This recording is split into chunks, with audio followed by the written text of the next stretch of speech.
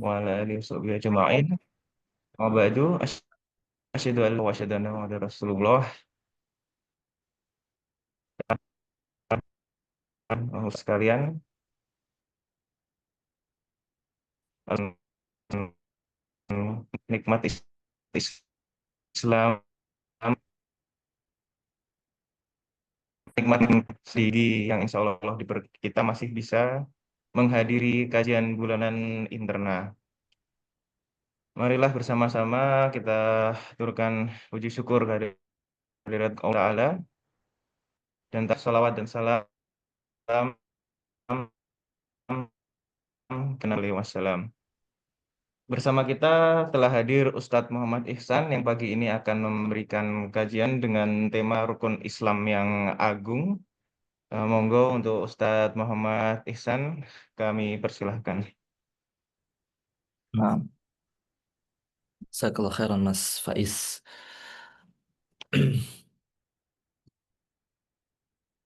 Baik, Bismillahirrahmanirrahim. Assalamualaikum warahmatullahi wabarakatuh. Suara saya jelas ya, Mas Faiz ya, teman-teman? Jelas Ustadz? Jelas ya. Baik. Yes, Ustaz. Alhamdulillah wassalatu wassalamu ala khairi khalqillah Muhammad Rasulillah wa ala alihi wa sahbihi wa mawalah wa la hawla wa la quwwata illa billahi amma ba'd. فاللهم علمنا ما ينفعنا وانفعنا وارفعنا بما علمتنا وزدنا علما وعملا وفقهنا في الدين. Hadirin para dokter ya, profesor, dokter, teman-teman residence yang semoga kita semuanya senantiasa diberikan kesehatan oleh Allah Subhanahu wa taala dan dijaga nikmat iman dan nikmat Islam pada diri kita.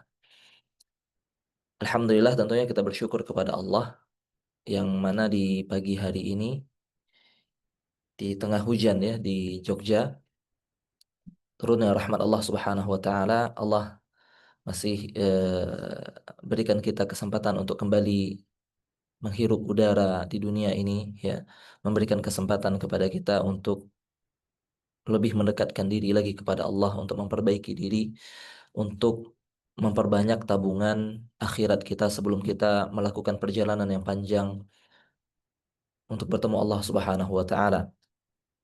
Dan kita bersyukur kepada Allah di pagi hari ini Allah mudahkan kita untuk bisa kembali bermajelis ilmu, berkumpul di salah satu taman surga ya, untuk agar kita bisa mengetahui dan mengenal Allah lebih dekat lagi ya, mengenal hukum-hukum Allah Subhanahu wa taala sehingga kita itu tidak hanya menjadi orang-orang yang hanya sekedar paham dunia saja ya, akan tapi kita bisa memahami hal yang lebih penting dari itu, yaitu tentang hal-hal yang berkaitan dengan sesuatu yang akan menentukan keselamatan kita di kehidupan setelah kematian di dunia ini. Dan sebagaimana pembahasan kita ya di pertemuan-pertemuan ini, yaitu kita membahas tentang hadis-hadis yang disampaikan oleh baginda Nabi Shallallahu Alaihi Wasallam ya, yang dikumpulkan oleh Al-Imam Nawawi rahimahullahu taala dalam kitab Al-Arba'in An-Nawawiyah yang 40 hadis ya, atau lebih tepatnya 42 hadis yang dikumpulkan oleh Al-Imam Nawawi yang berkaitan dengan kaedah-kaedah penting, prinsip-prinsip penting dalam agama Islam. Dan pertemuan sebelumnya ya 2 bulan yang lalu ya, nggak salah, kita telah membahas hadis yang kedua ya, hadis yang kedua yang berkenaan dengan tingkatan dalam agama Islam ya, tingkatan dalam agama Islam, yaitu yang pertama tentang Islam, tingkatan lebih tinggi dari itu yaitu tentang iman, kemudian tingkatan yang lebih tinggi dari itu yaitu tentang ihsan ya. Dan masalah Islam kemarin kita katakan kita tunda dulu, kita bahas tentang iman dan ihsan saja di pertemuan sebelumnya, dan sekarang kita akan membahas tentang al-Islam di hadis yang ketiga yang disebutkan oleh Al-Imam Nawawi rahimahullahu taala di sini. Hadis ini diriwayatkan oleh Al-Imam Bukhari dan Muslim, dan kita tahulah ya kapasitas Imam Bukhari dan Muslim ketika beliau berdua ini meriwayatkan satu hadis, maka kita bisa pastikan bahwasanya hadis tersebut adalah hadis yang valid, hadis yang sahih, ya, yang berasal dari lisannya Nabi kita Muhammad sallallahu alaihi wa ala alihi wasallam. Baik, hadis kita kali ini teman-teman sekalian dimuliakan Allah Subhanahu wa taala diriwayatkan oleh sahabat yang mulia, sahabat Abdullah bin Umar bin Khattab radhiyallahu taala anhuma. Kalau seandainya dua hadis yang sebelumnya itu yang diriwayatkan oleh ayah beliau, yaitu Umar bin Khattab, tentang niat yang pertama, yang kedua tentang tingkatan dalam agama Islam, ya. Itu diriwayatkan oleh ayahnya, yaitu Umar bin Khattab. Sekarang di hadis yang ketiga ini putra beliau, putra Umar bin Khattab, yaitu Abdullah, yang meriwayatkan hadis kali ini. Di mana Abdullah bin Umar radhiyallahu anhuma beliau berkata bahwasanya beliau mendengar Rasulullah sallallahu alaihi wasallam bersabda, bunyal Islamu ala khamsin, ya. Bunyal Islamu ala khamsin. Islam itu dibangun di atas 5 pondasi. Syahadati an la ilaha illallah wa anna Muhammadar Rasulullah. Yang pertama yaitu syahadat bahwasanya tiada ilah yang berhak disembah selain Allah, wa anna Muhammadar Rasulullah, bahwasanya Muhammad itu adalah Rasulullah. Ini yang pertama. Kemudian yang kedua, kemudian yang kedua, wa iqamis shalah, mendirikan salat. Yang ketiga, wa itaiz zakah, menunaikan zakat, wa hajjil baiti, yang keempat adalah haji ke Baitullah, yang kelima wa shaumi Ramadan. Dan ini insya Allah saya rasa ya teman-teman semuanya harus atau sudah mengetahui ini dan sudah hafal ya. Nanti bisa dites satu-satu kayaknya. Karena banyak orang zaman sekarang yang lupa rukun Islamnya gitu. Ini rukun Islamnya lupa gitu. Karena kalau kalau di pemerintahan ya Pancasila nggak boleh nggak hafal gitu kan ya. Pancasila juga 5 tuh silanya. Nggak boleh nggak hafal tuh. Harus hafal kalau nggak kita tertuduh teroris, kita tertuduh hal-hal yang buruk lainnya ya. Ada efek negatifnya lah ketika kita tidak tahu itu. Namun satu hal yang menyedihkan adalah ketika ketika hal-hal yang berkenaan dengan itu hal yang berkenaan dengan dunia hidup bernegara ya dihukum demikian. Akan tapi ketika seorang tidak hafal, seorang muslim atau seorang muslimah tidak hafal dengan rukun Islamnya, bahkan dia tidak tahu, lupa-lupa ya dengan rukun Islamnya, namun itu dianggap biasa di masyarakat zaman ini, ya. Itu hal yang sangat-sangat menyedihkan. Karena ketika kita meninggal nanti, kita tidak ditanya tentang Pancasila, ya. Mana ada Mungkar Nakir bertanya tentang Pancasila apa, sila pertama apa, sila kedua apa, sila ketiga apa, gitu ya. Bertemu dengan Allah Subhanahu wa taala itu juga tidak ditanya, gitu. Tapi kita harus berusaha menghafalnya, ya. Akan tapi tentang rukun Islam yang ini penting dalam kehidupan kita sebagai seorang muslim, yang kita yakin bahwasanya ada hari kebangkitan nanti setelah kematian kita, di mana ada hari pembalasan untuk setiap amal yang kita lakukan. Dan ketika kita sadar bahwasanya hidup kita di dunia itu diciptakan oleh Allah Subhanahu wa taala, kita hidup di dunia ini numpang, ya, bukan kita yang punya dunia ini. Yang punya bumi ini bukan kita, ya. Allah yang punya.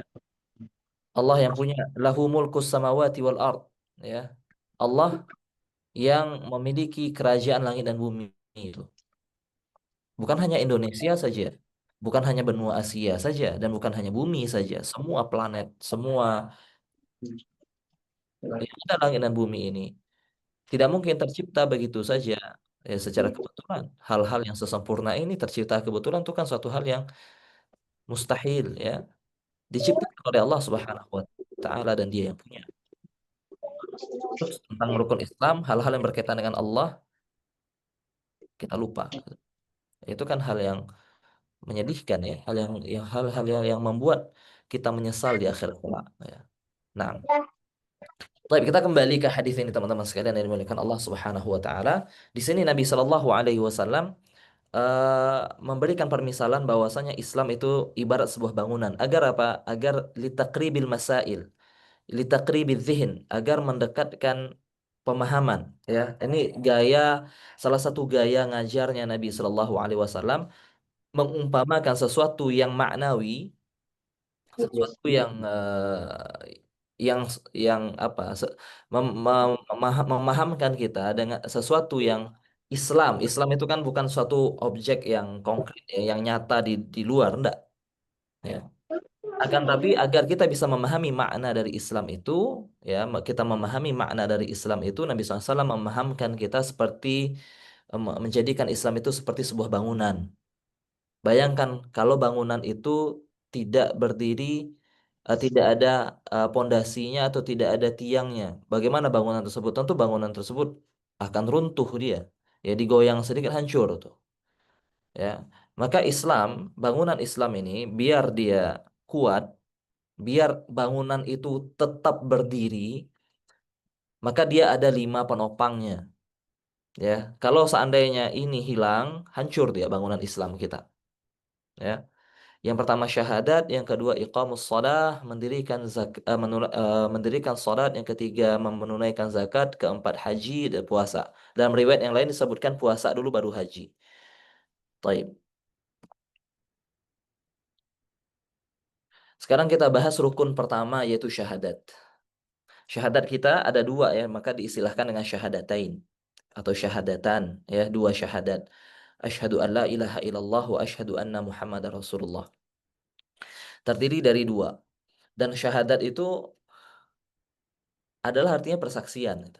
Sehingga yang namanya persaksian tidak mungkin hanya sekedar ucapan. Seorang tidak boleh menjadi saksi lalu dia hanya menggunakan ucapannya.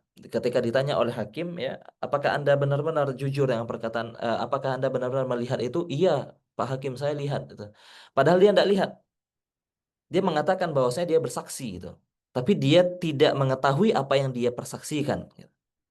Maka tidak sah syahadatnya. Sehingga eh, kita kita tahu bahwasanya orang masuk Islam itu dengan mengucapkan 2 kalimat syahadat, tapi harus kita pahami bahwasanya syahadat itu tidak hanya sekedar ucapan, dia adalah persaksian. Yang mana persaksian itu harus ada ilmunya. Seorang tidak mungkin dia boleh bersaksi kalau seandainya dia tidak punya ilmunya. Ya, kalau seandainya dia tidak punya ilmunya. Persaksian itu akan sah, dikatakan sah kita bersaksi kalau seandainya kita tahu apa yang kita persaksikan. Maka ketika kita mengucapkan asyhadu alla ilaha illallah, kita harus tahu itu apa maksud asyhadu alla ilaha illallah. Apa la ilaha illallah yang tidak mau atau enggan diucapkan oleh Abu Jahal, oleh Abu Lahab. Mereka tidak mau mengucapkan la ilaha illallah. Apa sulitnya mengucapkan la ilaha illallah? Mengapa kita harus berperang? Mengapa Abu Jahal sampai mengajak 1.000 pasukan di perang Badar tuh, sampai dia terbunuh di perang Badar? 1.000 pasukan untuk mengalahkan 300 kaum kaum muslimin saat itu. Mengapa Abu Jahal dan kaum musyrikin Quraisy sampai mengusir Nabi Shallallahu Alaihi Wasallam? Kenapa? Kenapa hanya tinggal mengucapkan la ilaha illallah, apa mengganggunya? Gitu. La ilaha illallah. Karena mereka paham bahwasanya la ilaha illallah itu tidak sekedar ucapan. Abu Jahal tahu makna la ilaha illallah. Sehingga dia nggak mau mengucapkannya. Dan kebanyakan orang Indonesia, ya, kebanyakan kita ini, bahkan muslimnya sendiri pun kadang kurang mengerti tentang makna la ilaha illallah. Sehingga orang-orang non-muslim pun ketika mengucapkan la ilaha illallah, dia tidak merasa ada orang yang berani mengucapkan la ilaha illallah, tidak ada masalah bagi dia, gitu loh. Karena dia tidak ngerti konsekuensi dari la ilaha illallah. Baik. Ketika kita tanyakan apa makna la ilaha illallah, Hmm. apa jawabannya? Apa makna la ilaha illallah? Ya, yang biasanya kita kita pahami. Ada yang mau jawab? Biar tidak diam-diam saja ini kajian kita.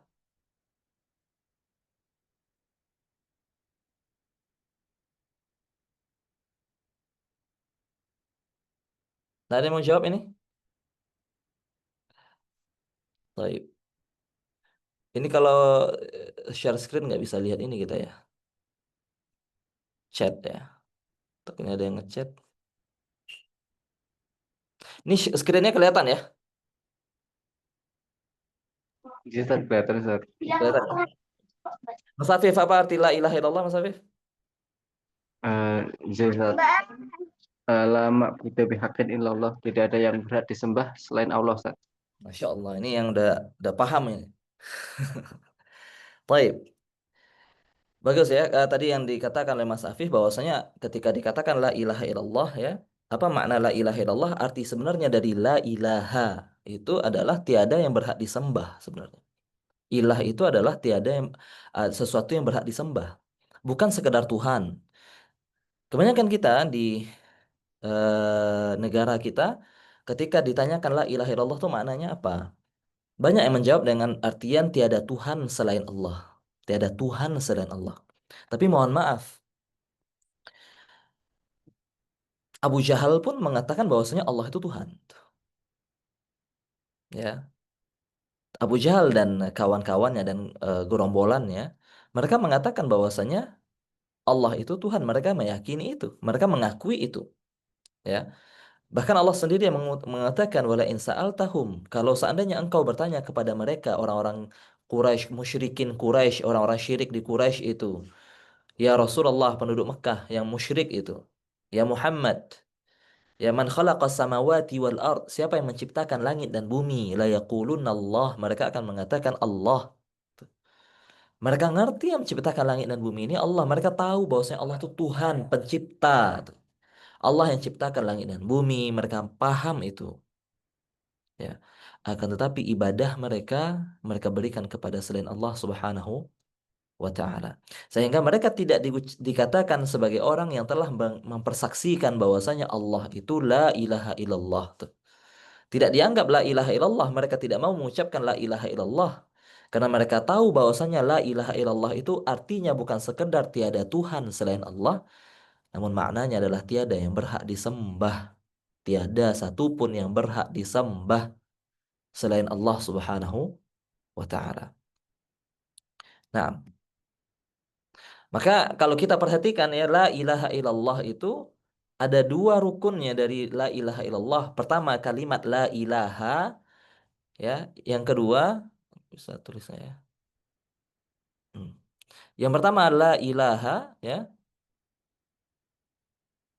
oh, nggak bisa. Baik, pertama makna la ilaha tiada yang berhak disembah. Nah, apakah orang dikatakan telah bertauhid kalau seandainya dia mengucapkan la ilaha belum masih setengah nih. Ya. Makanya banyak yang mengatakan bahwasanya ateis itu dia dia baru setengah tuh. La ilaha tiada satupun yang berhak disembah tuh. Tinggal satu illallah gitu.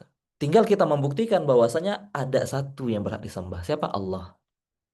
Selain Allah tidak berhak disembah. Ya. Kenapa? Karena Allah adalah Tuhan. Karena Allah adalah Tuhan, dialah yang berhak disembah. Sesuatu yang bukan Tuhan, maka dia tidak berhak disembah.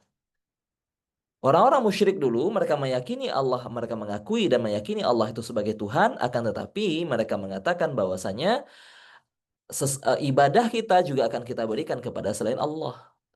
Kenapa? Karena kita tidak pantas untuk langsung beribadah kepada Allah. Sehingga kita butuh perantara.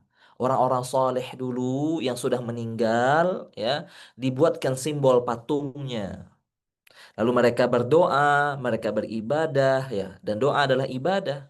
Mereka berdoa kepada patung-patung tersebut dengan harapan bahwasanya orang-orang yang dia doa ini patung-patung orang-orang soleh dulu, yang sebagai simbol orang-orang soleh dulu, mereka menyampaikan doa itu kepada Allah Subhanahu wa taala.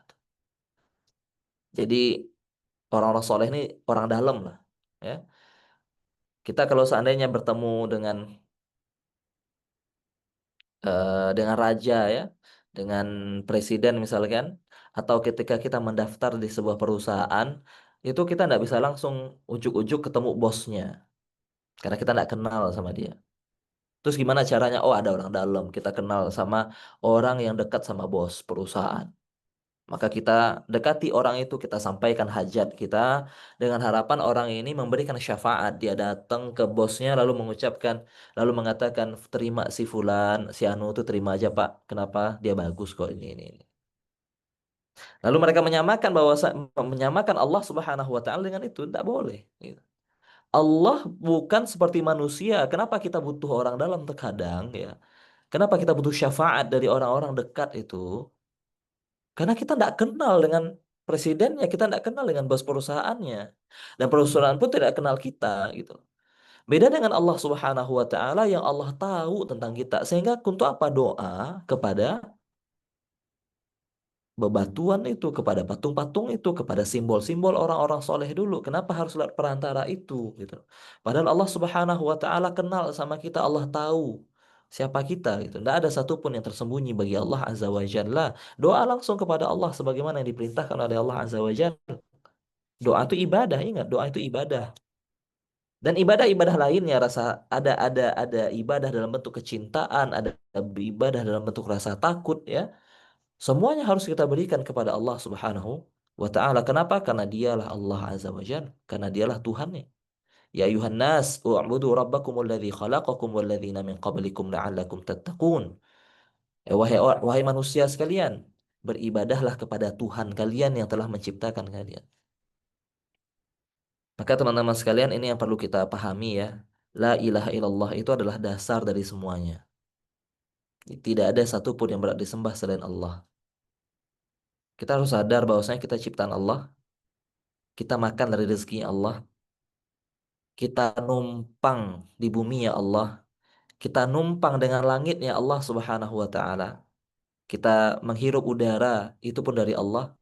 Kita memakai anggota tubuh kita di sini tentu paham ya dokter-dokter ya, apalagi dokter saraf ya, atau dokter penyakit dalam ya.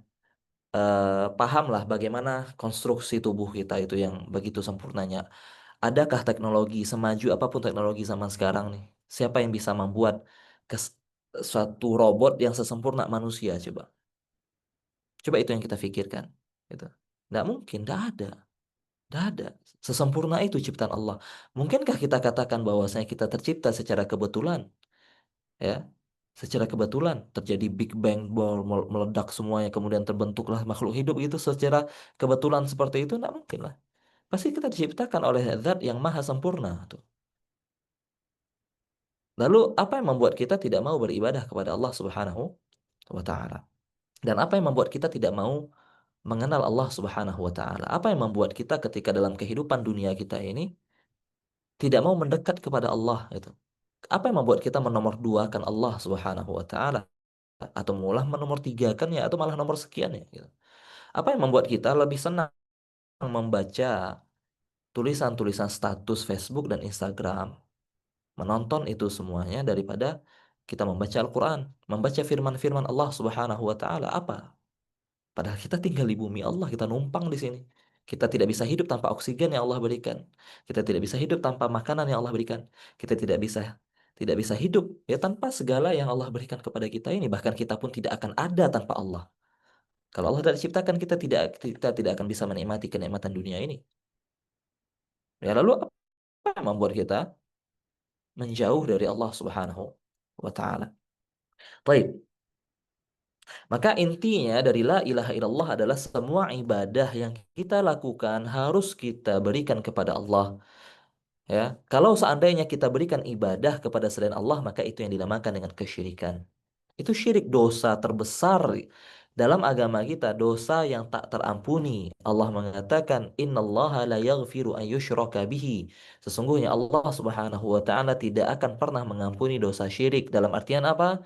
Dalam artian ketika seorang meninggal di atas kesyirikan, orang meninggal tidak bertauhid, orang yang meninggal dalam kondisi ibadahnya dia berikan kepada selain pencipta langit dan bumi yaitu Allah Subhanahu wa taala, maka dia tidak akan pernah diampuni dosanya oleh Allah. Berbeda halnya dengan orang yang pernah melakukan kesyirikan kemudian dia bertaubat. Dan banyak dahulu sahabat-sahabat Nabi Shallallahu alaihi wasallam yang jatuh dalam dosa syirik. Mereka penyembah berhala dulunya. Kemudian ketika datang Islam mereka menerima dakwah Nabi kita Muhammad Shallallahu alaihi wasallam lalu mereka menjadi seorang muslim dan menjadi manusia terbaik di muka bumi ini. Ya, maka ingat semua ibadah, tidak hanya sholat saja, doa. Doa adalah ibadah. Tidak boleh kita minta kepada pohon, kepada apapun yang ada di dunia ini. Minta kepada Allah saja. Ya, doa kepada Allah Subhanahu wa taala. Ya. Taib. Kemudian syahadat bagian keduanya adalah wa asyhadu anna Muhammadar Rasulullah. Aku bersaksi bahwasanya Muhammad itu utusan Allah. Apa saja yang harus kita lakukan? Ya, konsekuensi dari persaksian kita. Konsekuensi dari persaksian kita bahwasanya Muhammad adalah utusan Allah. Kita tahu benar tuh Muhammad utusan Allah. Apa konsekuensinya? Konsekuensinya adalah ta'atuhu fima amar. Kita akan menaati apa yang beliau perintahkan. Ya, menaati apa yang beliau perintahkan. Kenapa? Karena dia utusan Allah. Karena dari awal tadi kita katakan la ilaha illallah, tidak ada yang berhak disembah selain Allah, tidak ada yang berhak dipatuhi, ditaati selain Allah tuh. Menaati aturan manusia boleh. Kalau seandainya tidak bertentangan dengan aturan si pemilik, sang pemilik kerajaan langit dan bumi. Baik. Maka ketika Tuhan, penguasa alam semesta ini, raja di raja itu, mengutus seorang rasul dan kita yakini itu, maka konsekuensinya apa? Konsekuensinya adalah apa yang diperintahkan oleh sang utusan itu adalah perintah dari yang mengutusnya. Konsekuensinya, ketika Nabi SAW menyuruh kita melakukan sesuatu, taati. Ya, kalau Nabi SAW memberikan informasi, mengabarkan sesuatu, benarkan. Nabi SAW bercerita tentang hari kiamat. Nabi SAW bercerita tentang azab kubur. Oh, tiba-tiba datang orang mengatakan azab kubur tidak ada. Saya bongkar kuburan, saya lihat mayatnya tetap kayak gitu. Ya, tidak ada bedanya. Dia bilang. Tak percaya dia, jin tuh tidak ada. Kenapa? Saya datang tidak ada. Saya pernah lihat jin. Ya, tidak ada. Gitu. Padahal Nabi SAW mengabarkan itu. Itu konsekuensi dari mengatakan bahwasanya Nabi Muhammad SAW adalah utusannya Allah Azza wa Jalla. Ya, wa tasdiquhu fima akhbar. Kita harus wajib benarkan. Nabi SAW tidak pernah berdusta sekalipun. Tidak pernah berbohong sekalipun. Tidak pernah berbohong dalam masalah-masalah keduniaan, masalah-masalah sepele. Apakah mungkin beliau berbohong atas nama Allah? Beliau tidak pernah berdusta dalam hal-hal yang berbau dunia. Nah, seperti kita yang suka dusta, yang suka bohong ketika bercanda tuh. Beliau canda yang saja tidak pernah bohong tuh. Candanya saja tidak pernah bohong Nabi SAW. Candanya jujur. Alaihi salatu wassalam. Lalu apakah mungkin beliau berdusta dalam hal yang berkaitan dengan Tuhan lah, pencipta alam semesta ini? Ya, beliau tidak berani berbohong dalam hal-hal sepele, tapi malah berbohong dalam hal-hal yang besar, kan tidak masuk akal. Gitu. Apalagi kalau seandainya kita melihat kehidupan Nabi Shallallahu Alaihi Wasallam, kalau orang-orang datang mengaku-ngaku sebagai Nabi, tujuannya untuk raih dunia, untuk memperkaya dirinya, gitu loh. Untuk ngambil harta jamaahnya, harta umatnya, itu orang ngaku Nabi gitu. Nabi SAW ketika menjadi seorang Nabi, lihat bagaimana rumahnya. Nabi SAW pernah tidak makan selama, tidak bisa masak, tidak ada bahan makanan selama 3 bulan tuh. Beliau tidak menguras harta sahabatnya, enggak. Beliau berikan hartanya kepada orang. Menunjukkan kejujuran bahwasanya beliau itu bukan bukan seorang yang ngaku-ngaku nabi, ngaku-ngaku utusan Allah. Beliau benar-benar adalah utusan Allah. Mungkinkah kita berbohong kita sebagai utusan Allah terus kita eh, memiskinkan diri kita di jalan yang di jalan Allah yang kita kita klaim itu? Mungkinkah gitu? Kan tidak mungkin. Tidak ada keuntungan. Nabi malah memberikan hartanya kepada orang, memberikan hartanya di jalan Allah tuh. Sampai ketika beliau tidur pun berbekas punggungnya, ya, karena kasurnya, karena pelepah kurma tuh kasurnya tuh, ya. Sehingga wajib kita untuk membenarkan apa yang disabdakan oleh Nabi Shallallahu Alaihi Wasallam. Kemudian apa? Apa yang beliau larang, tinggalkan, tinggalkan. Allah Subhanahu Wa Taala mengatakan, "Wa ma atakumur rasulu fakhudhuhu wa ma nahakum anhu fantahu." Apa yang datang dari Rasul, utusan Allah itu terima, dan apa yang beliau larang, tinggalkan kata Allah. Dan dalam sebuah ayat Allah juga mengatakan, "Fala wa rabbika la yu'minuna hatta yuhakkimuka fima shajara bainahum wa la yajiduna fi anfusihim harajan mimma qadaita wa yusallimuna taslima." Tidaklah mereka beriman, kata Allah Azza wa Jalla, sampai mereka menjadikanmu sebagai hakim yang memutus perkara tuh. Dan ketika engkau telah memutuskan satu perkara, tidak boleh ada rasa sedikit pun dalam hati mereka. Gitu.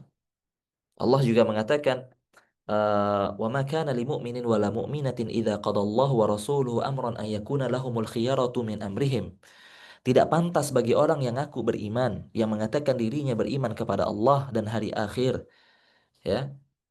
Ya, setelah Allah dan Rasulnya menetapkan memutuskan satu hukum, ayakuna lahumul khiyaratu min amrihim. Mereka masih punya pilihan lain, ya. Hanya menjadi opsi, menjadikan ajaran aturan Allah Subhanahu wa taala dan hadis-hadis Nabi sallallahu alaihi wasallam sebagai opsi, gitu. Bukan sebagai sesuatu yang layak diterima, sesuatu yang harus dipelajari terlebih dahulu, yang harus dipahami, dites dulu, gitu loh, ya. Apakah ini, ya, hanya jadi opsi saja, ya, bisa boleh dikerjakan, boleh enggak, gitu. Saran, seperti saran, enggak. Mutlak, aturannya mutlak, ya, bahwa karena dia adalah utusan Allah Subhanahu wa taala. Kemudian konsekuensi berikutnya ketika kita mengucapkan wa asyhadu anna Muhammadar Rasulullah adalah wa alla yu'badallahu illa bima syara', yaitu beribadah kepada Allah. Kita katakan tadi bahwasanya syahadat yang pertama melazimkan kita untuk memberikan ibadah hanya kepada Allah Subhanahu wa taala. Syahadat yang kedua melazimkan kita, menyuruh kita untuk beribadah kepada Allah sesuai dengan apa yang diajarkan oleh baginda Nabi kita Muhammad sallallahu alaihi wasallam. Kenapa? Karena dia utusan Allah. Kita tahu bahwasanya kita wajib beribadah kepada Allah. Bagaimana caranya ya Allah? Allah utus utusannya, Rasulnya. Ya, Allah utus Rasulnya agar mengajarkan kepada kita apa yang mengajarkan kepada kita apa yang harus kita lakukan. Bagaimana cara beribadah kepada Allah Subhanahu wa taala. Ya, bagaimana cara beribadah kepada Allah? Kita tidak tahu. Maka lewat Rasulullah SAW. Sholat subuh 2 rakaat, sholat maghrib 3 rakaat. Tidak boleh kita serta-merta tiba-tiba mengatakan, oh subuh kan waktunya agak panjang. Jam 4 sampai jam 5 seperempat 1 jam, cuma 2 rakaat. Padahal fisik kita lagi segar-segarnya, padahal lagi fresh-freshnya tuh. Harusnya saya tidak mau 2 rakaat, 4 rakaat, saya 5 rakaat, 6 rakaat. Ngapain 2 rakaat subuh? Dia bilang. Ya, apakah sah demikian? Tidak sah. Kenapa? Bukan masalah ibadahnya, tapi ikhlas, Ustaz. Ikhlas. Hanya untuk Allah tuh. Murni untuk Allah. Tidak ada keuntungan dunia yang saya inginkan. Tidak. Murni untuk Allah. 6 rakaat subuhnya. Tidak sah. Kenapa? Karena tidak sesuai dengan apa yang diajarkan oleh Rasulullah SAW. Sehingga dari dua syahadat ini, eh, para ulama mengambil kesimpulan bahwasanya ibadah yang dilakukan itu tidak akan diterima oleh Allah Subhanahu wa taala kecuali kalau terpenuhi 2 syarat. Syarat yang pertama apa? La ilaha illallah. Ibadah itu hanya untuk Allah Subhanahu wa taala. Syarat yang kedua apa? Asyhadu anna Muhammad Rasulullah. Muhammad utusan Allah. Konsekuensinya apa? Harus sesuai dengan tuntunan atau ajaran Rasulullah sallallahu alaihi wasallam.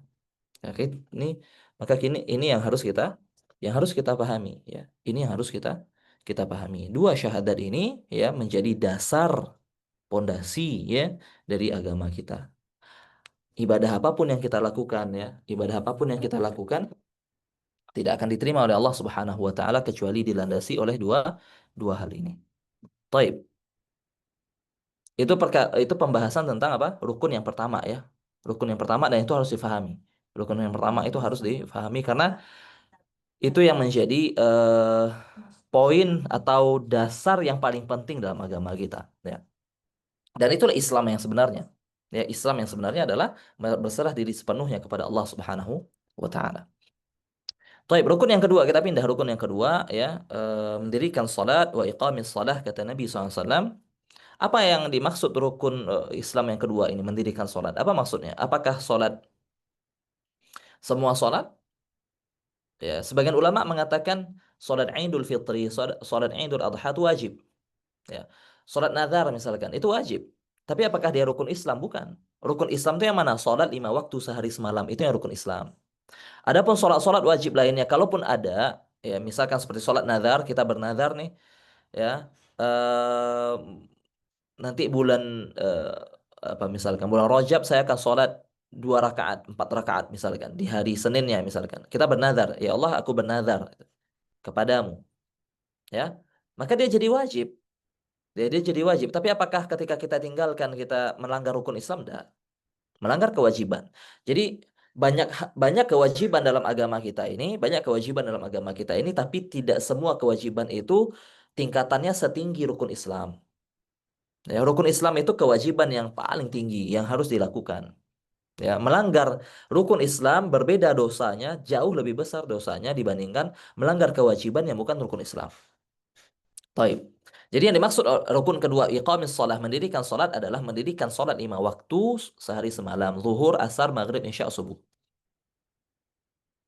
Ya, dan ini tidak boleh disepelekan. Tidak boleh disepelekan. Taib.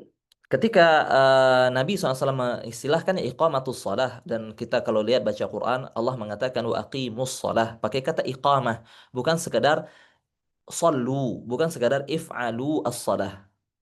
Tidak sekedar mengerjakan salat, tapi mendirikan salat. Kenapa maksudnya mendirikan salat? Karena ketika salat itu yang diminta Allah dari kita itu bukan sekedar mengerjakan salat, tapi harus ada syarat-syaratnya, rukunnya, kewajiban dalam salat itu harus terpenuhi, khusyuk hatinya, itu ruhnya salat malah, ya. Itu ruhnya salat. Begitulah maksud iqamatus shalah. Bukan sekedar udah sholat zuhur. Tadi udah sholat zuhur belum? Oh, sudah. Sholat zuhur. Udah lepas kewajiban, lepas tanggungan. Kita sholat bukan hanya sekedar untuk melepaskan tanggungan kita, teman-teman sekalian yang dimuliakan Allah. Kita sholat untuk ketika kita bertemu dengan Allah Subhanahu wa taala nanti, persiapan. Ingat sholat itu adalah saat-saat kita bertemu Allah tuh dalam kehidupan dunia ini. Saat kita menjalin koneksi dengan Allah Subhanahu wa taala di kehidupan ini. Kalau seandainya kita sholatnya malas, maka koneksinya lemah. Itu kayak sinyal hilang-hilang timbul, ya. Sehingga bagaimana kita bisa menjamin keselamatan kita nanti, teman-teman? Ya. Salat tidak sekedar untuk melepaskan kewajiban tanggungan saja, enggak. Ada kekhusyuan di situ. Menyadari bahwasanya ketika kita salat kita menghadap Allah Subhanahu wa taala. Ya, hadirkan rasa itu.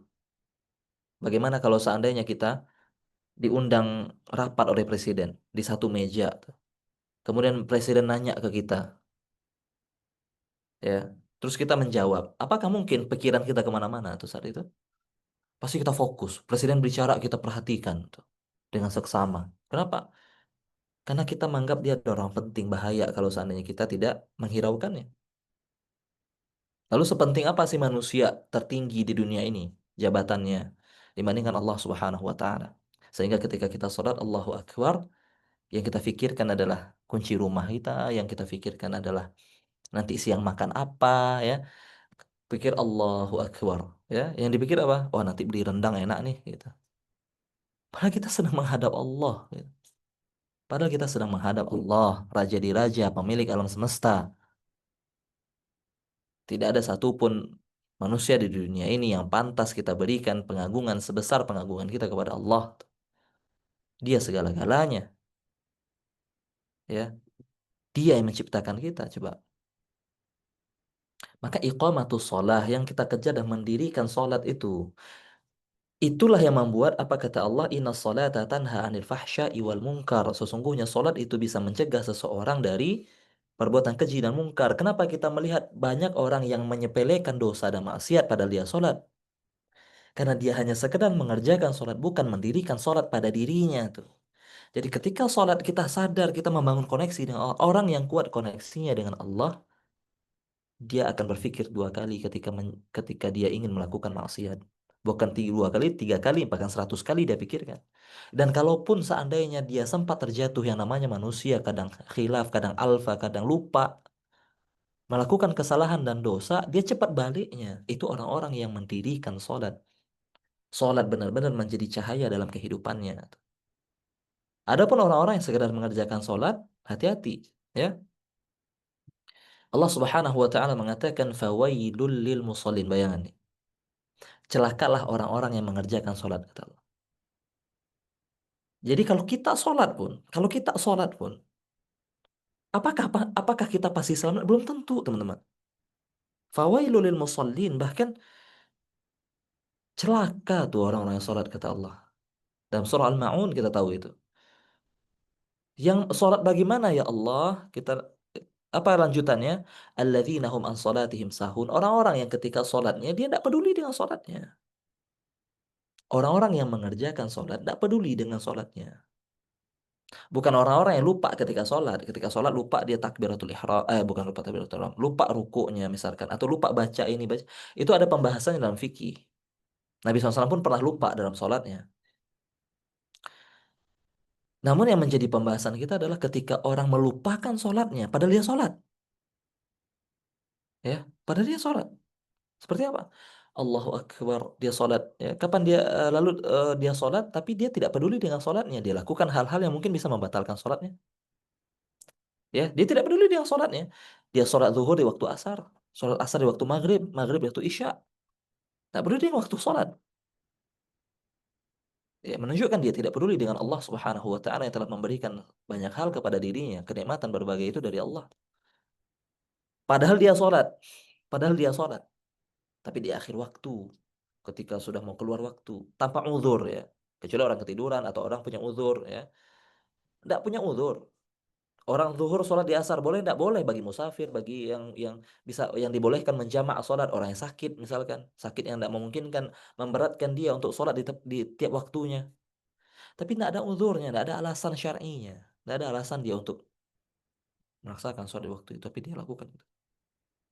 Atau dia menyepelekan sholatnya.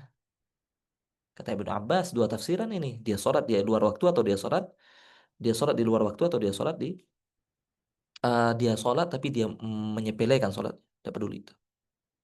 Taib. Ya. Taib. Sehingga kita perlu perhatikan sholat ini begitu penting ya teman-teman sekalian. Ya, amalan paling agung setelah syahadatain, setelah dua kalimat syahadat itu apa? Sholat. Sholat. Nabi SAW mengatakan, awalu ma yuhasabul abdu bihi yaumal qiyamah min amalihi. Yang pertama kali ditanya oleh Allah, yang pertama kali kita pertanggungjawabkan nanti di hadapan Allah Subhanahu wa taala dari bentuk amalan. Amalan yang pertama kali kita ditanya, yang pertama kali kita pertanggungjawabkan di hadapan Allah adalah salatuhu kata Allah, salatnya. Salatnya, ya. Kalau salatnya saluhat, kalau salatnya baik, saluha kullu sairu amalih, maka kemungkinan besar semua amalnya baik. Karena orang yang sholatnya baik pasti akan menjaga amalan yang lainnya. Karena inna sholata tanha anil fahsya'i wal munkar. Wa idza fasadat, tapi kalau seandainya sholatnya sudah buruk, itu udah ma'assalamah, udah bye-bye ya. Itu menunjukkan amalan baik lainnya apalagi lebih buruk. Kenapa? Yang penting, sepenting sholat saja dia tidak peduli, apalagi amalan lain itu. Ya, sholat. Bahkan sholat dikatakan Nabi SAW, wa amuduhu sholah. Tiang agama ini sholat. Kalau seandainya sholatnya tidak ada, hancur dia. Bahkan Umar bin Khattab radhiyallahu anhu ketika beliau diranjang kematiannya, beliau ditusuk dengan pisau bermata dua ya, yang sudah dibaluri racun tuh. Ditusuk punggungnya, ditusuk lambungnya, perutnya.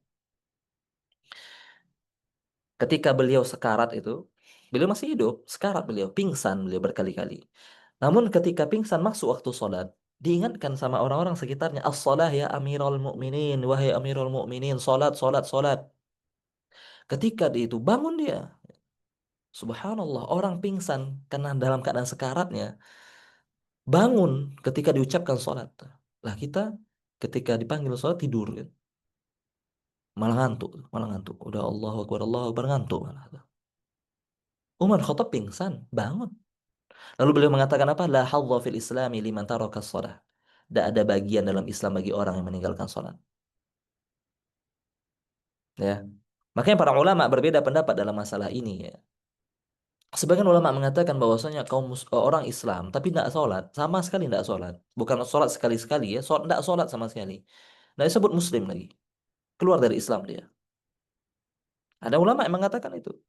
Ya, karena Nabi Shallallahu Alaihi Wasallam mengatakan al-ahdu alladzi bainana wa bainahum. Ya, perbedaan antara kita sama orang-orang non-Muslim itu as-sholah. Ya, faman tarakaha faqad kafar. Siapa yang meninggalkan sholat maka dia telah kafir. Sebagian mengatakan demikian dengan dalil-dalil yang kuat. Walaupun mayoritas ulama mengatakan bahwasanya orang yang meninggalkan sholat belum keluar dari Islam, tapi dia telah melakukan satu dosa yang membuat dirinya ya terancam masuk dalam api neraka. Nah, namun para ulama sepakat ya, dalam hukum Islam orang yang meninggalkan sholat itu diminta taubat. Kalau seandainya dia tidak mau bertaubat, maka dia dibunuh. Dalam hukum Islam demikian. Saking pentingnya perkara sholat ini, saking pentingnya. Karena koneksinya dengan Allah Subhanahu wa taala, gimana rasa syukur kita kepada Allah kalau kita tidak sholat coba? Kita diciptakan oleh Allah di dunia ini untuk beribadah kepadanya, tapi sama sekali kita tidak ada ibadahnya tuh. Apa bukti dari ucapan la ilaha illallah tiada yang berhak diibadahi selain Allah? Tapi kita tidak sholat. Apa buktinya? Dengan dalam syahadat kita, penting sholat itu. Maka jangan sekali-sekali kita meremehkan perkara sholat. Bahkan sholat akan mendatangkan keberkahan pada waktu kita. Nabi SAW mengatakan, tidaklah suatu kaum ya, terbiasa dia ketinggalan sholat, ketinggalan sholat, hatta yuakhirahumullah. Sampai Allah telatkan dia dalam berbagai hal. Allah telatkan dia masuk surganya. Ya, Allah telatkan urusan dunia yang berantakan tuh. Kenapa? Karena dia tidak peduli dengan masalah sholat. Atau tidak akan ada ketenangan dalam hidupnya. Sholat itu as-salatu nur. Kata Nabi SAW, sholat itulah cahaya yang akan membimbing kita. Nah, sehingga Nabi SAW ketika sedang mumet, sedang bingung pikiran beliau, alaihi salatu wassalam, apa yang beliau lakukan? As-salah. Salat. Karena Nabi SAW idza hazabahu al-amru shalla. Nabi SAW dulu kalau seandainya sudah bertumpuk masalahnya, berat masalahnya, ya, beliau sholat. Kenapa? Karena beliau tahu sholat itu adalah solusi. Gitu. Ista'inu bis sabri was salah. Ya, minta tolonglah kepada Allah Subhanahu wa taala dalam kesulitan yang kita hadapi dengan sabar sholat. Tapi jangan sampai gara-gara kita stres ya dengan tumpukan pekerjaan, dengan tumpukan masalah, terus kita malah meninggalkan sholat. Salah itu. Harusnya kita malah kencang sholat. Taib. Itu rukun kedua. Rukun ketiga ya dari pembahasan rukun-rukun Islam ini adalah menunaikan zakat, zakah. Menunaikan zakat. Ya, zakat apa yang menjadi rukun Islam? Zakat ada yang wajib. Zakat itu banyak. Ada tidak hanya satu yang wajib ya. Ada zakat mal, ada zakat fitr. Zakat fitrah di Ramadan ya ketika Syawal itu wajib. Apakah dia rukun Islam? Bukan. Rukun Islam yang mana? Kewajiban pada harta tertentu di waktu tertentu dan diberikan kepada orang tertentu.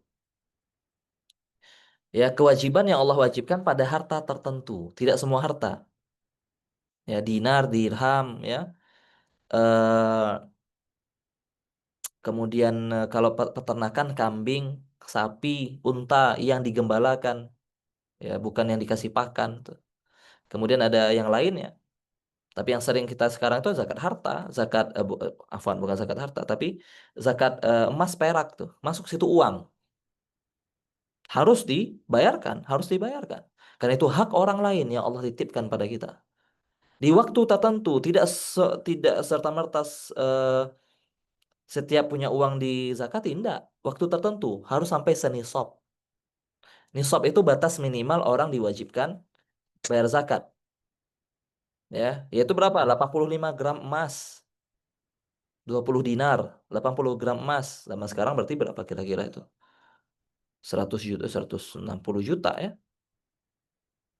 Yang punya harta segini dalam tabungannya atau ditambahkan dengan usahanya atau yang punya emas 85 gram emas, dia wajib bayar zakat. Kalau seandainya nisab itu bertahan selama 1 tahun hijriyah, 1 tahun hijriyah, Muharram ke Muharram, Safar ke Safar, harus tahu kita harta kita senilai 85 gram emas, ya, dia mengendap selama 1 tahun atau bertambah malah, maka wajib zakat. Dan diberikan kepada orang tertentu, bukan diberikan kepada ibu kita, diberikan kepada ayah kita, enggak, diberikan ke orang tertentu, 8 golongan, ya. Ya, yang disebutkan oleh Allah Subhanahu wa taala surah At-Taubah ayat 60 tuh. Ya, Allah Subhanahu wa taala mengatakan ya dalam surah At-Taubah ayat 60, innamas shadaqat, ya zakat-zakat itu hanya untuk siapa? Yang pertama orang fakir, yang kedua orang miskin, yang ketiga pengurus zakat al-amilina 'alaiha, pengurus zakat pengurus resmi ya dari negara, bukan pengurus masjid, tapi yang diperintahkan, ditugaskan oleh negara untuk ambil dan belum digaji. Maka gajinya ambil dari zakat. Kemudian siapa? Al-mu'allaf qulubuhum. Al-mu'allaf orang yang bisa dilembutkan hatinya untuk masuk Islam misalkan. Masih kafir dia mungkin, masih non-muslim, tapi kalau dikasih uang dia masuk Islam, kasih. Zakat boleh. Atau orang yang baru masuk Islam biar dikuatkan dalam Islam, boleh. Ya. Kemudian saya untuk apa? Ya, wa fi riqab ya, untuk para budak yang ingin membebaskan dirinya. Kemudian untuk orang-orang yang berhutang fi sabilillah di jalan Allah Subhanahu wa taala ya, yang asalnya adalah perang di jalan Allah, dan untuk mereka yang sedang bukan sedang dalam perjalanan ya salah terjemahannya ya, untuk mereka yang kehabisan bekal di dalam safarnya ya, ibnus sabil, dia pergi safar ya walaupun dia kaya di kampungnya, dia pergi safar, hilang dompetnya, hilang semuanya, dia mau pulang nggak ada duit duit tuh walaupun dia kaya di kampungnya, maka boleh dikasih zakat. Dan Allah mengatakan terakhirnya ya, eh, dan Allah mengatakan terakhirnya sebagai suatu ketetapan yang diwajibkan oleh Allah. Ini kewajiban. Ya, nikmat itu Allah yang ngasih, harta itu Allah yang ngasih. Ketika Allah ngasih, ya, Allah titipkan di harta kita sebagai ujian tentunya kepada kita. Untuk membersihkan harta kita ini harus itu dikeluarkan. Kenapa itu harta orang? Itu hartanya orang miskin, itu hartanya orang fakir, bukan harta kita. Harta orang Allah titipkan di kita. Kasihkan gitu. Harus diberikan.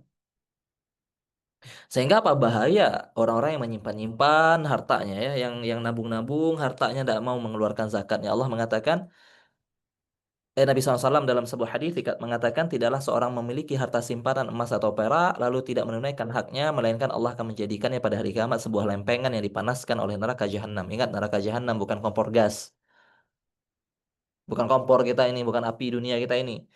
Neraka jahanam panasnya 70 kali lipat dibandingkan api dunia. Dipanaskan di situ, kemudian disetrikakan oleh Allah ke dahinya, lambungnya, punggungnya, perutnya, badannya semua. Bayangkan harta yang dulunya kita banggakan di dunia, harta yang dulunya senang kita lihat ya, kalau rekening kita bertambah kita senang, tapi kita tidak keluarkan zakatnya, tidak keluarkan kewajibannya, harta yang kita kira membuat kita bahagia tuh, yang membuat kita senang, yang membuat kita bahagia, lalu kita tahan-tahan, dia akan Allah jadikan sebagai pengazab kita pada hari kiamat nanti. Agar Allah membuat kita sangat-sangat menyesal tuh loh, harta kalian yang dulu kalian simpan nih dikasihkan oleh Allah tapi dalam bentuk azab. Nauzubillah min dzalik. Ya maka silahkan, silahkan simpan. Maka di dunia ini kita mungkin merasa bahagia dengan banyak uang itu, silahkan simpan, silahkan.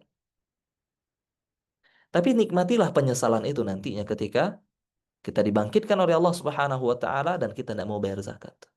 Nikmati.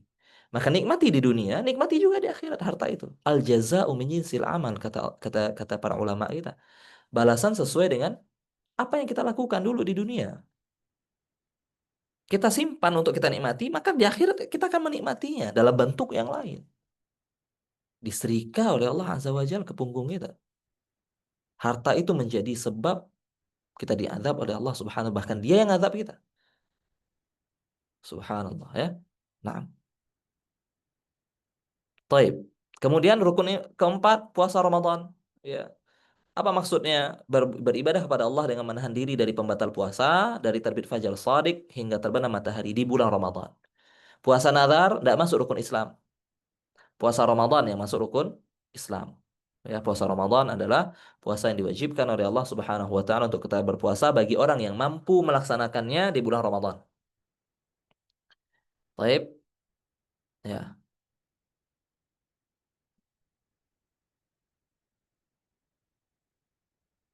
Nah, Kemudian dikatakan ada riwayat dari Abdullah bin Mas'ud bagi orang yang meninggalkan puasa Ramadan. Ya, barang siapa tidak berpuasa 1 hari bulan Ramadan tanpa alasan yang dibenarkan, maka tidak dibolehkan baginya mengerjakan puasa dahar sehingga dia menemui Allah. Maksudnya tidak sah dia walaupun dia puasa setahun dahar, puasa dahar itu puasa setahun ya, bukan daharnya orang Jawa nih, puasa makan ya dahar ya. Tidak, puasa dahar itu puasa setahun sehingga dia menemui Allah. Jika Allah berkehendak Allah berikan ampunan dan jika Allah berkehendak dia bisa mengadabnya. Ingat puasa Ramadan itu adalah rukun Islam. Melanggar rukun Islam itu dosanya sangat besar dibandingkan melanggar kewajiban yang bukan rukun Islam. Rukun Islam bahaya rukun Islam itu. Dia tiang agak dia pondasi agama kita, hancur bangunan Islam kita kalau dia tidak kita perhatikan. Taib. Kemudian rukun Islam kelima, afwan, ini salah tulis ya. Haji ke Baitullah. Apa yang mana rukun Islam beribadah kepada Allah dengan mengunjungi Mekah untuk melaksanakan manasik haji pada waktu tertentu. Beda sama umrah. Umrah bisa setiap tahunnya, setiap bulannya, setiap harinya. Tapi kalau haji tidak ada waktunya. Dari bulan Syawal dimulai. Ya, Syawal, Dzulqa'dah, dan 10 hari pertama bulan Dzulhijjah. Ya, orang sudah bisa datang situ dengan niat haji. Sebelumnya belum boleh, tidak bisa ihram haji. Ya, tidak boleh meniatkan haji, tidak bisa pergi ke sana untuk haji. Bulan apa? Ramadan, tidak boleh. Tapi dari Syawal tuh sudah bisa tuh. Maka ketika dia berihram di bulan Syawal, maka berlaku larangan ihram sampai dia tahallul, ya, sampai selesai ibadah hajinya. Dan yang merupakan rukun Islam adalah sekali seumur hidup. Ya, sekali saja seumur hidup. Ya, untuk 2 kali, 3 kali itu tidak lagi rukun Islam. Itu adalah ibadah sunnah. Ya, haji itu yang merupakan rukun Islam adalah sekali seumur seumur hidup. Tentunya ini bagi orang yang mampu. Kata Nabi SAW, ini istata'ata ilaihi sabila. Kita bahas kemarin ya. Bagi orang yang mampu. Mampu dari sisi apa? Fisiknya, hartanya. Dia punya uang untuk pergi ke situ. Dan fisiknya pun memungkinkan dia untuk pergi haji. Ya. Datang menemui Allah Subhanahu wa taala di Ka'bah tuh. Rumah pertama yang Allah bangun di muka bumi ini lewat tangan Nabi Ibrahim. Nabi Ibrahim yang meninggikannya, Nabi Adam alaihissalam yang membangunnya di awal. Kemudian ditinggikan bangunannya oleh Nabi Ibrahim alaihissalam bersama putra beliau Ismail. Datang ke situ untuk kita beribadah lebih dekat lagi kepada Allah Subhanahu wa taala dengan ibadah haji. Kata Umar bin Khattab radhiyallahu anhu, silahkan dia mati sebagai orang Yahudi Nasrani, beliau ulangi 3 kali. Siapa? Yaitu laki-laki atau bukan laki-laki, seorang yang mati namun dia belum berhaji, padahal dia memiliki kelonggaran dan keamanan perjalanan. Mungkin dia pergi haji itu. Satu haji yang aku lakukan ketika aku belum berhaji. Jadi ini haji rukun Islam. Lebih aku sukai daripada 6 atau 7 peperangan. Ya, besar dosanya orang yang tidak mau pergi haji. Ya, nggak ada orang yang dia ke Eropa, dia ke Jepang, dia ke Korea, dia pergi sini pergi enggak, haji enggak. Ya, dia daftar haji enggak. Datang kepada Allah Subhanahu wa taala tunaikan, ya. Dan haji ini juga kita perlu ingatkan bahwasanya jangan hati-hatilah ya, jagalah niat kita ketika kita pergi haji. Jangan kita sekedar pergi haji itu tujuannya hanya untuk mendapatkan gelar H atau haji ya. Biar dipanggil Pak Haji, Pak Haji, Ibu Hajah, dan tidak ada bahaya. Kita datang ke Allah dengan keikhlasan, dengan penuh ketundukan, ketawaduan, ya. Datang ke situ untuk merendahkan diri di hadapan Allah Subhanahu wa taala. Ya, bukan untuk malah menyombongkan diri, ya. Menyombongkan diri. Kadang-kadang ketika ada orang pulang dari haji ya dari tanah suci itu, masya Allah, glamornya, pakaiannya, yang menunjukkan ibu haji udah pulang nih. Gitu. Bahaya yang seperti ini ya. Kita haji datang situ tuh untuk berihram loh. Berihram tuh kan kita lepaskan semuanya itu. Ya, untuk melepaskan segala segala jabatan, segala keangkuhan diri kita. Mau pulang-pulang kok malah membawa itu semua lagi gitu. Ya, Allah barik fikum. Ya, itu pembahasan kita. eh Taib ya, itu pembahasan kita dari pembahasan-pembahasan rukun Islam di kesempatan pagi hari ini. Hadis yang ketiga ya, pahami rukun Islam itu ya syahadat, yang kedua sholat 5 waktu, ketiga zakat harta ya bukan zakat fitur, yang keempat puasa Ramadan, yang kelima haji. Ini harus wajib kita pelajari sebelum kita melaksanakannya. Fikih sholat pelajari, jangan malas. Ya, fikih toharoh bersuci itu pelajari, jangan malas. Karena itu yang akan mempengaruhi bagaimana hubungan kita dengan Allah Subhanahu wa taala. Kalau ingin memperbaiki hubungan dengan manusia, dengan atasan, dengan dokter senior, ya, dengan siapa lagi direktur rumah sakit misalkan, kita cari caranya. Tapi kalau untuk memperbaiki hubungan dengan Allah Subhanahu wa taala kadang kita males tuh. Tak cari-cari. Belajar. Thalabul ilmi fardhatun ala kulli muslimin, ya. Belajar agama itu wajib bagi setiap muslim. Ya, wajib bagi setiap muslim. Taib wallahu taala a'lam. Fadhalana kembalikan ke Mas Afif ya, atau Mas siapa? Faiz. Mas Faiz, fadhal. Oke. Eh, Terima kasih Ustadz Muhammad Ihsan atas materi yang telah disampaikan. Untuk selanjutnya kita akan masuk dan memberikan kesempatan bagi dokter, Mas dan Mbak sekalian yang menghadiri kajian online pada pagi hari ini untuk memberikan pertanyaan kepada Ustadz Muhammad Ihsan.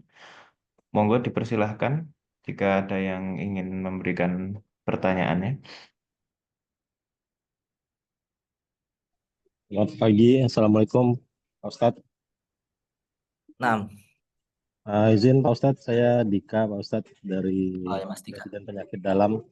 Izin bertanya Pak Ustadz terkait ibadah sholat wajib Pak Ustadz, sholat 5 waktu. Kadang Ya. kan kita sebagai residen itu kan sering menjalankan aktivitas kegiatan pasien itu. Nah kadang itu suka sampai telat untuk sholat, kadang zuhur atau asar. Nah itu bagaimana ya Pak Ustadz? Terima Nah, kasih banyak Pak Ustadz. langsung dijawab Mas Faiz.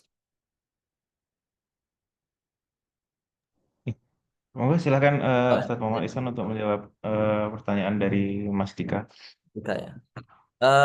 Nah, tapi sebelumnya ditanya dulu nih Mas Dika. Itu memang apa? Lagi ini ya, lagi apa? Mengurus pasien gitu ya. Izin, iya benar Pak Ustadz. Nah, itu. Jadi kita katakan tadi bahwasanya tidak boleh seorang itu telat ya melaksanakan sholat tanpa uzur tuh. Itu yang pertama, tanpa uzur. Ya, sehingga para dokter ya itu harus paham waktu-waktu sholat. Ya, paham waktu sholat. Kalau seandainya masih bisa, kita ngurus pasien nih, masih memungkinkan kita untuk melaksanakan sholat pada waktunya, wajib itu kita lakukan. Dengan cara apa? Misalkan shift-shiftan. Ya, azan makanya misalkan azan nih belum ada pasiennya atau ada teman yang standby di situ. Kita langsung sholat dulu. Karena kita tahu bahwasanya nanti crowded, nanti banyak nih pasiennya dan sebagainya, kita akan sibuk tuh. Maka jangan tunda-tunda sholatnya. Sholat langsung. Nanti gantian sama teman. Kalau memungkinkan itu. Ya. Tapi kalau seandainya memang dalam kondisi daruratnya tuh, wow pasiennya harus diurus semua dan sebagainya, tidak mungkin digantikan, tidak mungkin digantikan. Sehingga kalau kita tinggal pasiennya bisa bahaya tuh, bisa mati mungkin dan sebagainya, bisa bahaya sekali misalkan. Ya, maka dalam keadaan seperti ini, wallahu alam ya, sebagian ulama membolehkan untuk jamak sholatnya, dijamak karena dalam kondisi masyaqqah tuh, kesulitan gitu. Tapi kalau masih memungkinkan kita bergantian shift-shiftan ya, dokter operasi misalkan, ya, dokter operasi, maka dia lihat jam, ya masuk waktu zuhur, apakah dia harus ke masjid? Nggak mesti, ya, dia lagi operasi tuh. Maka bagaimana caranya? Nanti dia kan operasi nggak sendirian, gantian nanti sholat. Atau kalau memang harus untuk menyelamatkan nyawa seseorang, kita harus lakukan itu. Kalau ditinggal ini bisa bahaya, maka itu ada alasan kita untuk meninggalkan atau menunda sholat. Ya, jadi tergantung situasi dan kondisinya ya. Dan kita harus jujur tuh. Kita harus jujur. Kadang kitanya yang nunda-nunda dikit ya. Kemudian tiba-tiba pasiennya baru banyak. Lalu tiba-tiba kita tidak bisa mengerjakan sholat. Padahal di awal tadi bisa mengerjakan sholat. Nah, maka jujur ya. Kalau seandainya memang bertepatan dengan nyawa seseorang, maka dalam hal ini boleh ditunda. Ya, boleh ditunda karena menyelamatkan nyawa itu lebih didahulukan. Kenapa? Allah Subhanahu wa taala itu Maha Pengampun. Ya, karena memang ada alasan kita untuk menunda, itu Allah Subhanahu wa taala akan mudahkan dalam masalah itu. Baik, gitu Mas Dika. Baik, matur nuwun sangat Pak Ustadz. Nah, Baik, terima kasih Mas Dika atas eh, pertanyaannya yang mungkin sangat sering ya kita merasakan kesulitan untuk sholat berjamaah di waktu-waktu tertentu saat kita di jam pelayanan. Terima kasih Ustadz Muhammad Ihsan atas jawabannya untuk memberikan kita pencerahan. Mungkin kita masih ada waktu untuk pertanyaan selanjutnya. Izin bertanya, Mas Eh, Ustadz. Silahkan Mas Azrul. Ustadz, izin bertanya kembali terkait dengan zakat fitrah itu apakah bukan bagian dari rukun Islam, Ustadz? Mohon penjelasan, Ustadz. Syukur, Ustadz.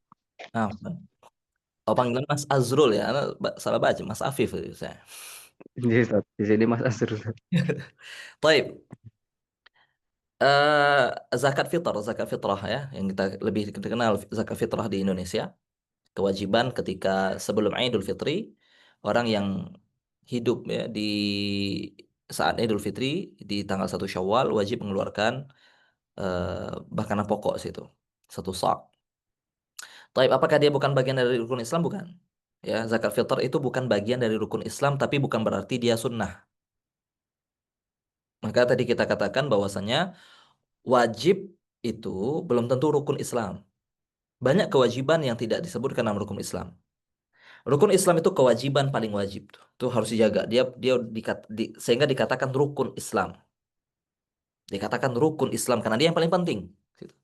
Tapi bukan berarti kita meremehkan kewajiban-kewajiban selain rukun Islam. Karena itu juga dosa, gitu loh. Juga dosa. Tapi meninggalkan rukun Islam dosanya jauh lebih besar dibandingkan meninggalkan kewajiban yang bukan rukun Islam. Sehingga seperti zakat ya, ada sedekah ada sedekah nazar misalkan, itu wajib juga. Ada zakat fitr misalkan, ya, itu wajib. Akan tapi dia bukan rukun Islam. Ya, bukan rukun Islam. Haji ya, dia dia wajib dan dia rukun Islam. Umrah ya, banyak ulama mengatakan hukumnya wajib sekali seumur hidup juga, tapi dia bukan rukun Islam. Yang rukun Islam yang mana? Yang haji. Ya, jadi ada kewajiban-kewajiban, ya, kewajiban itu bertingkat. Ada kewajiban yang termasuk rukun Islam, ada kewajiban yang bukan termasuk rukun Islam, dan zakat fitrah adalah salah satu contoh dari kewajiban yang bukan rukun Islam. Nah, wallahu a'lam. Silakan. Jazakallah, Ustadz. Khairan.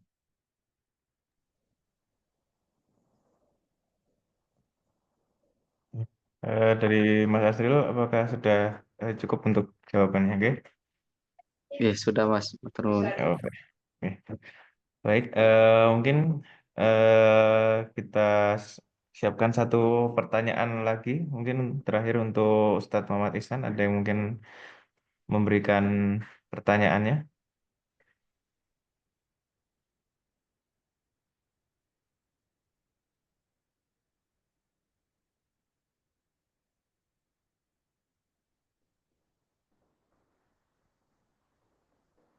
Mungkin ada Mas Afif Ramadan, apakah ada pertanyaan mungkin Mas?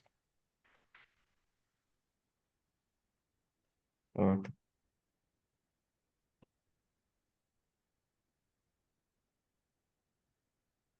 Tapi ini hadir semua ya, di depan laptop ini hadir semua nih ya. iya. Insya Allah Insya Allah Ustadz ya. mungkin sedang ke belakang atau disambi dengan kegiatan Oh, rumah yang kegiatan ya. lain Ya. Ustadz. Gitu. Eh, Mungkin kalau tidak ada pertanyaan, izin saya yang bertanya, Ustadz. Nah, Atau Mas Kamil, apakah ada pertanyaan mungkin? Sebetulnya sudah on kamera, sepertinya ingin memberikan tanggapan atau pertanyaan. Monggo Mas Kamil. Non sewu, izin mau tanya Ustaz, nah, kalau misalkan apa, eh, maksudnya yang tadi poin rukun Islam yang kedua, celakalah orang-orang yang sholat, misal Ustadz, terus misalkan dia bukan hanya lalai, tapi misalkan karena apa? Karena kesengajaan dia meninggalkan sholat, udah masuk asar.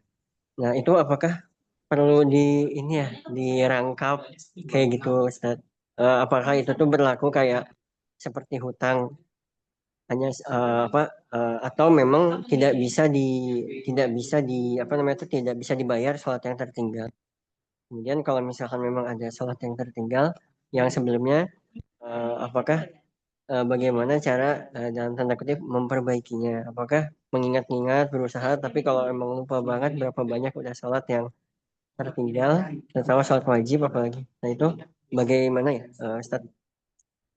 Terima Nah, kasih. Taib, Mas Insan ya, jazakallah khairan pertanyaannya, Masya Allah ya. Orang yang dengan sengaja meremehkan sholat, lalu dia sholat di luar waktunya, ya, apakah orang seperti ini masih bisa mengganti sholatnya atau tidak?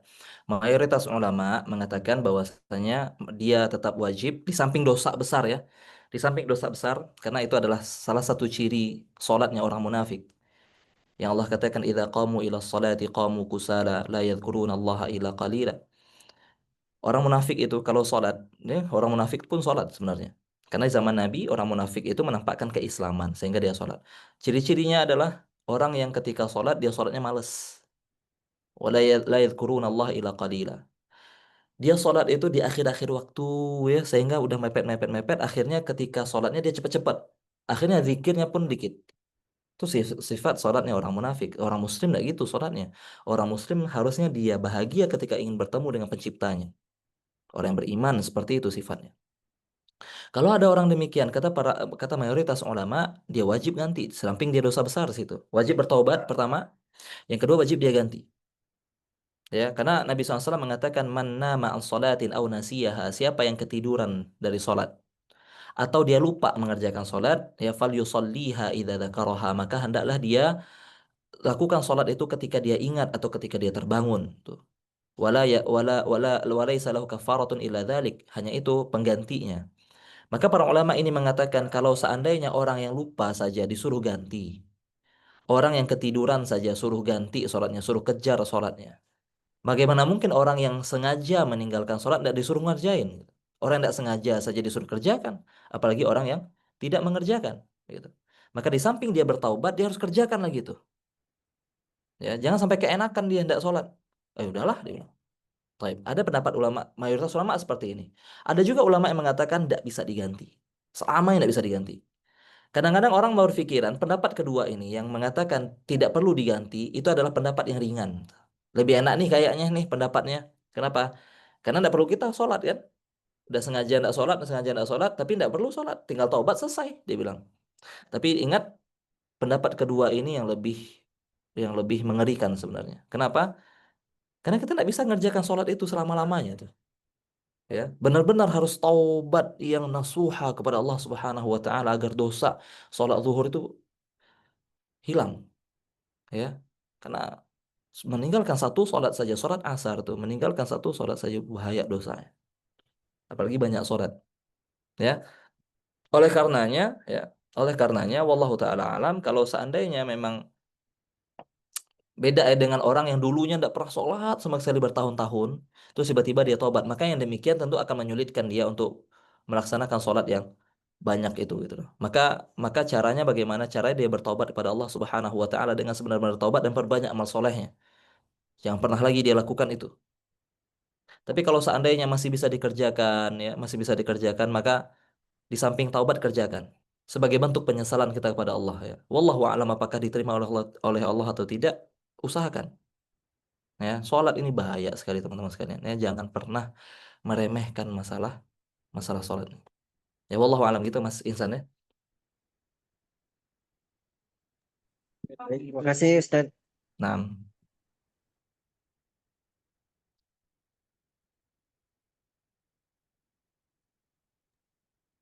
Hmm. Ya, eh, baik, Mas Kamil atas eh, pertanyaannya dan jawaban dari Ustadz Muhammad Ihsan. Mungkin untuk kajian bulanan internal dengan pada minggu kali ini kita cukupkan. Terima kasih atas Ustadz Muhammad Ihsan. Materi yang diberikan sangat eh, mencerahkan kita ya sebagai presiden dari terutama dalam menjalankan waktu sholat. Kemudian kita tadi mendapatkan ilmu terkait zakat yang mungkin sebelumnya kita lupa ya karena jarang sekali mungkin kita mendapatkan informasi dan ilmu tentang zakat. Mungkin cukup sekian saya sebagai moderator pada pagi hari ini undur diri. Mohon maaf jika ada kesalahan yang dalam saya berucap. Terima kasih Ustadz Muhammad Ihsan atas materi yang diberikan. Bila taufiq wal hidayah. Assalamualaikum warahmatullahi wabarakatuh. Waalaikumsalam warahmatullahi wabarakatuh. Jazakumullah khairan. Semoga Allah Waalaikumsalam semuanya. warahmatullahi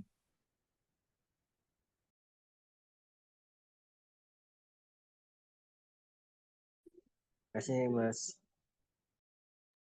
wabarakatuh. Mas Faiz.